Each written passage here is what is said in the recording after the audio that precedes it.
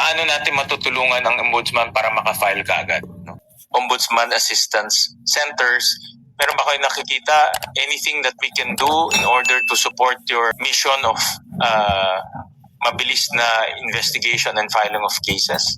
Yung special provisions nabanggit ko sa inyo kanina, nung hindi pa ho tayo hindi pa ho nagaganap itong pandinig, yun po yung mga kailangan namin para mas streamline po yung operations ng opisina po. In terms of resources, meron ba kayong nakikita? Kung wala naman, pag hindi naman ngayon, you can just submit to us, no? Kung meron kayong naiisip. Ang chain of thought ko naman is, paano natin matutulungan ang ombudsman para makafile ka agad? No?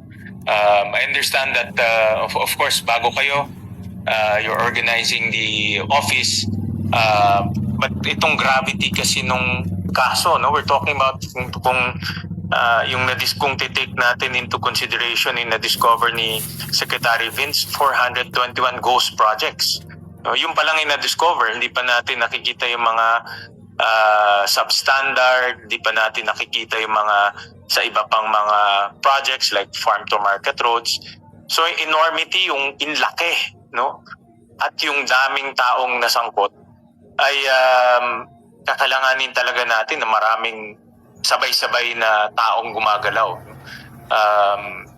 And para mabilis yung trabaho. Kasi kung iisa-isahin natin, abutin talaga tayo ng matagal. No? So that's where I'm coming from. No? Kasi alam ko hindi nyo ginawa itong budget. And I want to, in my own way, in my own small way, no? I want to help the ombudsman file the cases as fast as it can. No? Kung wala kayong naisip ngayon, you can just submit to us. But if you have, we can discuss it para matulungan namin kayo. Salamat. And then nasabi nyo kanina, ombudsman na after nito sa judiciary na. No? And I naniniwala ako na half the battle na sa judiciary. No? Dahil kahit na napakaganda yung kaso natin, kahit na nag-investiga kami dito sa Senado, marami kami nakikitang mga ebidensya, turn over namin sa inyo.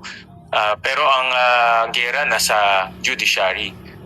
May ginagawa ba ang ombudsman to coordinate with the judiciary and to also makasama natin sila dito sa laban against corruption? Meron po tayong open lines naman sa, of course, kausap na natin ng Sandigan Bayan, ng Presiding Justice ng Sandigan Bayan, tungkol po sa mga proseso na kinakailangan pabilisin. At ganoon din po yung aking hinihiling sa isang kaibigan natin sa Korte Suprema, si Senior Associate Justice Marvic Leonen, na baka kailangan po namin ng special courts para po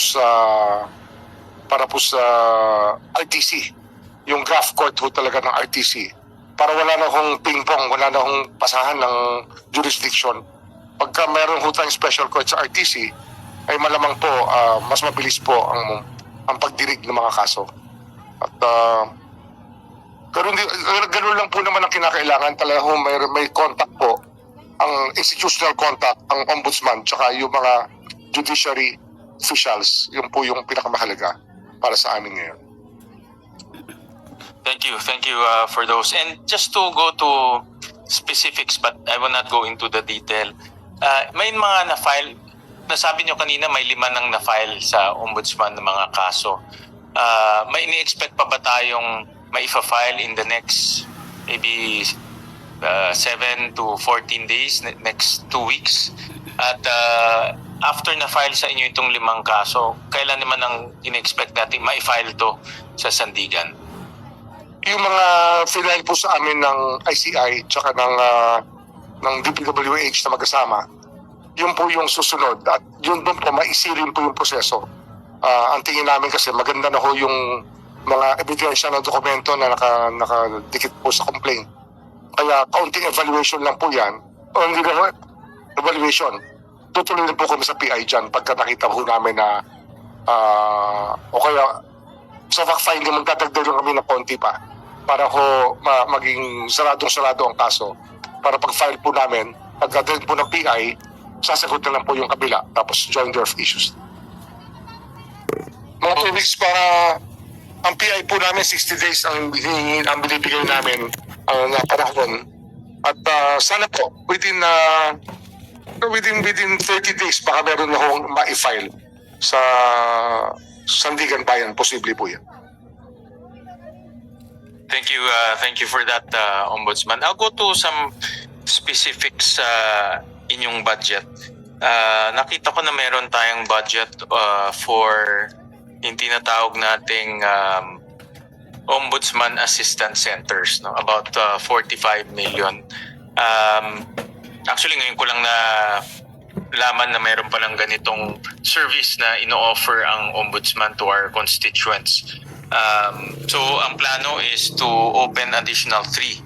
No? Ano po itong serbisyong ino-offer natin sa mga Ombudsman Assistant Center? So, ngayon ilan na ho